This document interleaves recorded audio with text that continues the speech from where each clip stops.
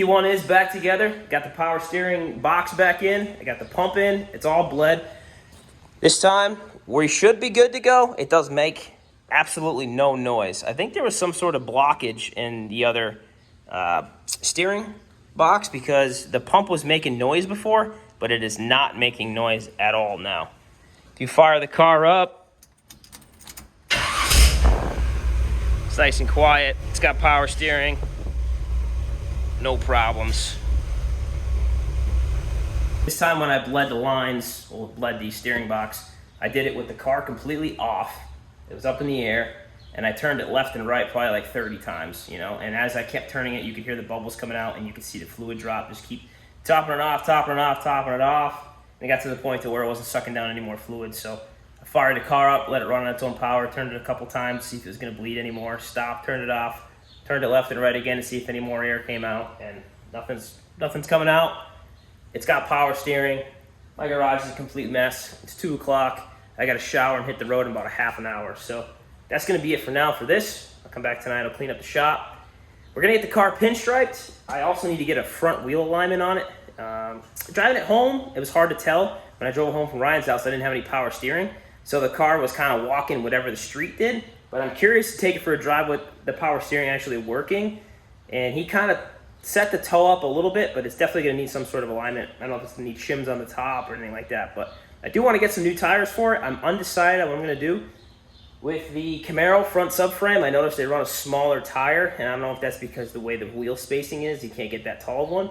The e-brake, where it is, it's got that lever that pulls up on these cars. When I max out to the left and I go down like my driveway, which is kind of a hill, I hear a rubbing noise, and I'm pretty sure it's the shaft for the e-brake.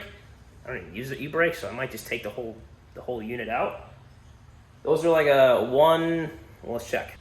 These are 195 60/15s. The one I'm looking at are 205 60/15. So they're like an inch and a half taller, which I think they'll clear everything. That's the steering right there. Let me see if I can turn the light on. That's not the steering, but that's the e-brake. So you pull that lever up. This is supposed to be connected in here. The mount actually broke, and I think it's because the tires, they do hit it when you're going like down a hill or up a hill. So I might just actually take this whole section out. But I do have factory wheels for it. They're a little bit skinnier. So I was gonna put somewhat of a taller tire with genuine white walls. I found some thinner white walls, and the tires are only like $100 a tire. Regular Cokers are like $400. I'll spend more on white walls on a $5,000 rat rod than I did on Performance Falcons for my Corvette. So I'm just gonna get the cheapos, get a good wheel alignment, and then I'll have these rims for spare.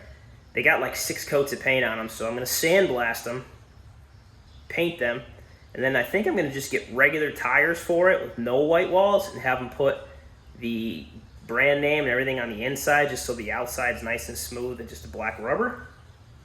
And then that way I'll have some spare tires for the car, or if I want to go for, you know, the all black look with different center caps or some white walls or something. But moral of the story is she has power steering again, and we have to go take it this weekend hopefully to get a quote on some pinstriping. And that's it, get wheel alignment. I was on Speedway today, just for the whole sole factor of I don't like how there's so many other parts in there. I got 2 options I'm thinking of. Put Camaro drop spindles on with the proper Camaro brakes and fix everything, you know, maybe tubular control arms, make it like so it really handles well, because the rear end is awesome with that TCI kit. Make the front end, you know, drive real nice. I thought about that, or I thought about going a little wild and putting a straight beam in it and making it a gasser.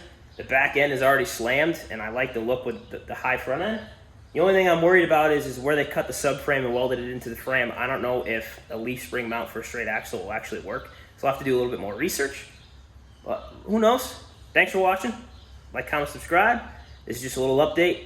We'll see you soon.